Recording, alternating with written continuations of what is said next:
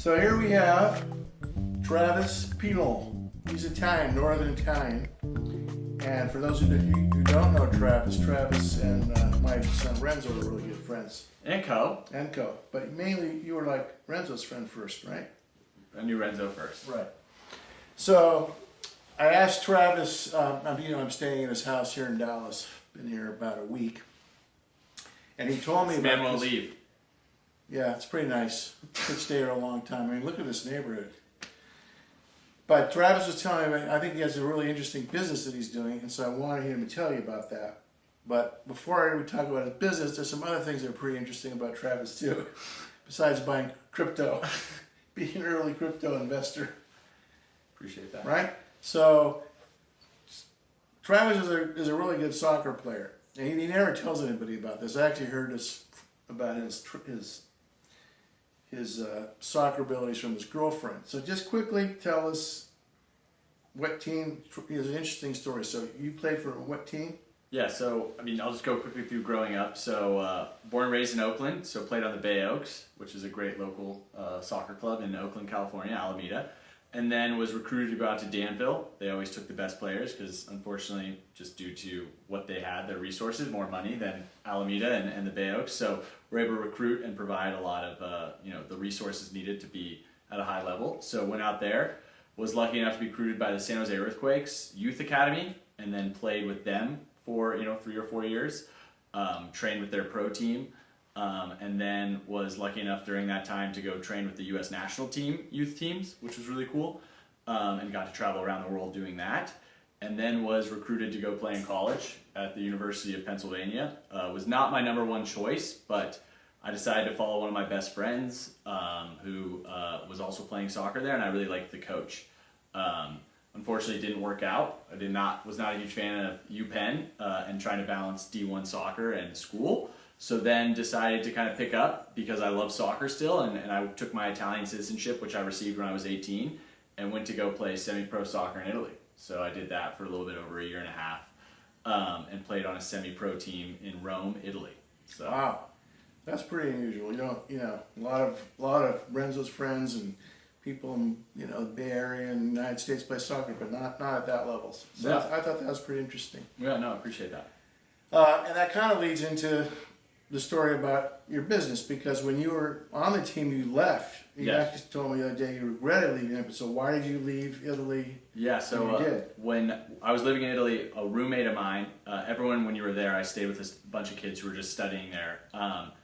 They would travel on every weekend or during the week, and so my buddy created a group chat, and at 4:20 every day, no matter where you were in Europe, studying in class or whatever, you would send a photo of what you were doing at 4:20, and yes, that's a reference to weed, but it just became a habit for everyone. At 4:20, you'd send a photo to this group chat, and it got to like 60 people all over. They all were based in Rome, but would be traveling across the world actually, and it was just a great way to check in with friends every day.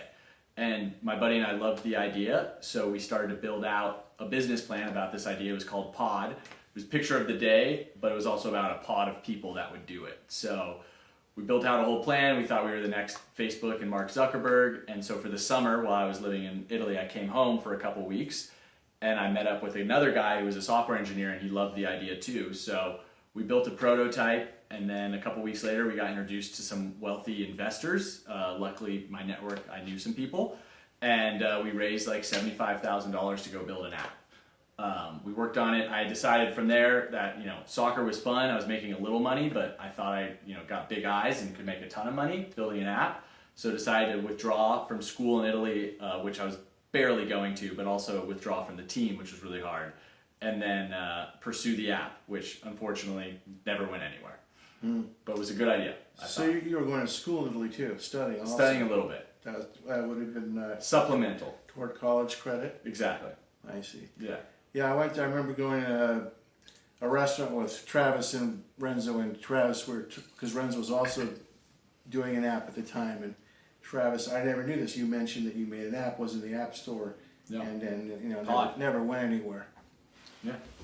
Okay, cut, camera change. This is why we need a crew. Yeah. Okay, so, all right, scene 2 Travis interview. This is great. So where were we? Let's see. Failing app. So your app failed, and then I'm going to get to your business, but before we get there, we have to know one other thing that I happen to know about you, and that is that you were in the food truck business.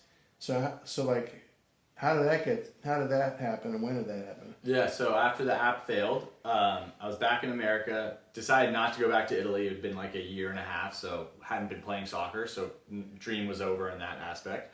I started to go to community college in Oakland and went to Laney, went to Merritt, did it all, which I'm a huge proponent of community colleges. And during that time, my same buddy who I built the app with was at Skidmore and finishing up school. He took a little bit longer and was in a business program and won a business pitch competition for $45,000. Skidmore, it's a grant for a business idea. And his business idea was to start a food truck, a French fry food truck in Los Angeles. So he had two buddies that he was doing it with, but after college, he had to move to LA because that was the business the school gave him money to go do. And when he got to LA, one of the partners had to go to Italy because they still had a semester of school left, and another partner was indecisive about, hey, do I really want to be on the food truck? Trying to figure it out. So Weston called me and said, hey, Travis, if you want to come and fly down on weekends and work on the food truck, I'd love to have you. So after a couple conversations, I said I'd do it. So I'd have class Tuesday, Thursdays, and then on Thursday night, I'd get in a Spirit airplane and then fly down and work in the food truck Friday, Saturday, Sunday, Monday, and then fly back Tuesday morning and go to class. Well, how long did you do that? 9 months. 9 months. Yeah, during the school year. And I take it the food truck thing eventually decided not to continue. Yeah, we smelled like French fries. For too long. We'd come home, the apartment was just disgusting. We couldn't go out to dinner and try to you couldn't go on a date because you smelled like a French fry.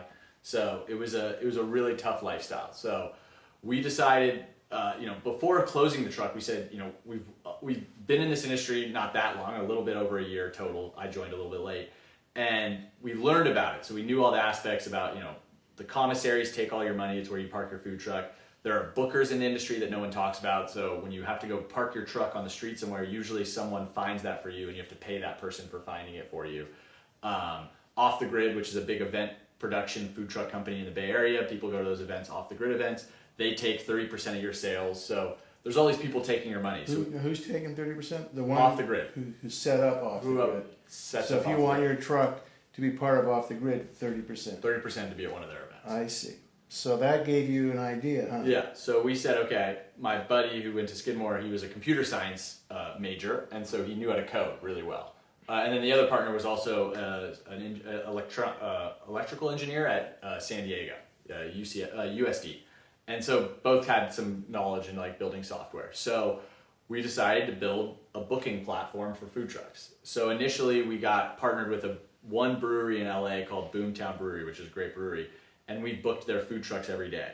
And our whole motto was all the food truck bookers had exorbitant high fees for food trucks. We said, we're gonna work our best to give the lowest fees in the industry. So all we did was charge 10% of total sales. And if a truck didn't do well at our spot, we'd give them their money back. Or we wouldn't charge them. We wouldn't even give them their money back. We just wouldn't charge them. So there's no fee. So, that made sure that, we were, our ability to find good spots for the food truck meant that we would make more money. So we were, obligated to work our hardest to find good spots because then the trucks would make money and then we would make money. If a truck didn't do well, we wouldn't do well. Okay, hold on. Cut. End of scene 2. Yeah, we're getting to the end here. Yes, I know. That's why I want to change the camera. Okay, cut. Scene 3. Travis interview. Where were we? Film bed. All right, so you were just starting The platform. the platform, and you were working with one company. It sounds like at first, a brewery. and getting them. So that, I guess you were successful with that. We were successful at that, and then we started to pick up a good reputation in the LA area. So food trucks were like, hey, who's this company doing this? We want to work with them. And then our website started to get built out. My two partners were great software engineers, so they built out an amazing platform. And we started to gain, traction. So then we expanded to the Bay Area. We expanded up north, and right before COVID, so late 2019, early 2020, we started to really pick up steam. So not only did we book properties. So breweries, large fulfillment centers, Amazon, UPS, etc. We also book events. So we put ads out on Google. Anyone type in, in the Bay Area right now, find a food truck. Hopefully City Flavor is one of the top 3 results you see when you search. City Flavor's the name. City Flavor is the company's name, City Flavor. City Flavor.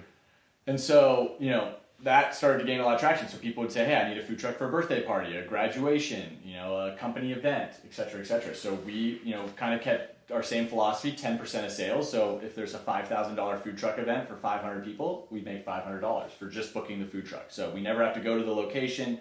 We just connect the food truck with the individual who wants, or the company who wants a food truck. And, hopefully it's a successful event. So we've just continued to expand, which has been great. We've partnered with UPS, so during COVID, we sent, to 10 or 15 of their biggest fulfillment centers in California. We were sending food trucks every day because their employees were working 24/7, so having food on premise was great. We're starting to expand to other states now, Texas, Florida, Las Vegas, so Nevada, Utah. So slowly growing a small business with, 2 other partners, which is awesome. And, you can check us out at cityflavor.com if you need a food truck. I highly recommend it. I had a food truck for my birthday. A couple months ago, and everyone loved it. It pulls up right outside your house, and it's an easy, catering event. You booked this guy through your company, through my platform, and it worked. It worked. Showed up. He showed up. That's the big part. Nice. Yeah. So we're growing, and we just partnered with another company, so now we have an app. So it's kind of come full circle. We tried to create an app, it wasn't successful. Now we have an app, and people are using it. So. And it's how long? It's 3 years now. Total. So we started the food truck at the end of 2017. So it started the new year. 2018 is really when it kicked off. 18, 19, 20. This is your 4th year. Fourth year. And we're finally profitable. So it was a lot of years of, spending a lot of money. We had the investment money initially. Then we made a good amount of money with food truck, but we just didn't enjoy being on a food truck. And now our software is actually, having a return on investment, which is pretty cool. I've been watching Travis. He's, maybe one of the negatives of this business is he's on the phone all the time. He says it just during business hours, but 7 days a week, right? 24. People want a food truck all times of the week. 365 days a year. Yeah. He's like, he gets a little flag that someone needs a truck, or he's got to respond to it. Yeah. So you do have a personal touch to Totally. every. The software is not completely automated. We've done a ton of work to make it automated, so I'm not doing too much. But at the end of the day, people want to know when they're spending $3,000 to $5,000 on a food truck that they're talking to a human who's helping order. Right, and these are for events. So you're not sending a food truck to a corner where the public just comes up and is paying No. for one meal at a time. That's not your thing. No. It's a truck that's going to a party or an event. A company. Right, and they're guaranteeing, or they're charging a set price for the whole time they're going to be at the event. Yep. For UPS or large fulfillment centers or companies, sometimes if we know they have 1,000 employees working, we just take 10% of sales. So they sell to the customer, but they know it's going to be so successful that they just say, I'm going to go, I'll send you my sales report at the end of the day, which is usually $800 to $1,500, and we just take 10% of that. Right. But normally you wouldn't just send a truck to a corner No. and compete with other people. No. This is, We find the locations. No. And so the goal for the app is to, what's the goal then for the app? Are you pretty satisfied with it now, or? No, just to grow it. So now we have a phone application, and we partnered with another business. So now, I think expansion is our goal. So we're really big in LA and the Bay Area and San Diego. And so now we've just added Utah, Las Vegas, Orlando. So just slowly building. Right. Food So truck scene is growing. You're increasing your area, but you're not changing. You've No, kind the of process is optimized. working. The process is pretty much working. Yeah. And our competitors have, Roaming Hunger is another food truck booking company. They probably have 40 to 70 employees, depending. After COVID, I think they have 30 to 40. They let a lot go. But at their peak, they probably had 50, 60, 70 employees. And, And you're at 3. we're at two. 3. We're at 2. 2 to 3, depending. Yeah, 3. We had 3 right now. 3 right now. 2 programmers, and Yeah, you're the guy who faces the business. the business. Yeah. So ideally, you might get some help. Someone does your job to Yeah, I help the can look. focus As you on grow, other that's going to be a lot of Yeah, a lot of lot of events. phone a lot calls of or properties. a lot of responses that you have to make All every day. day. Cool. Well, try it out. A big event. If you want a food truck, City Flavors. cityflavor.com. Cityflavor.com. Yeah. Cool. Joseph, thanks for having me. It's been. I hope you do more of these It's interviews. been fun. I hope you do more of these interviews. Yeah, I want to meet people on my travels and do this kind of thing. Yeah. So hopefully, The normal people. my friends and people no will one's find this interesting. Yeah. I've enjoyed it. I'm curious to see how it comes out. All right. Well, thanks, Joseph. Travis. Yeah.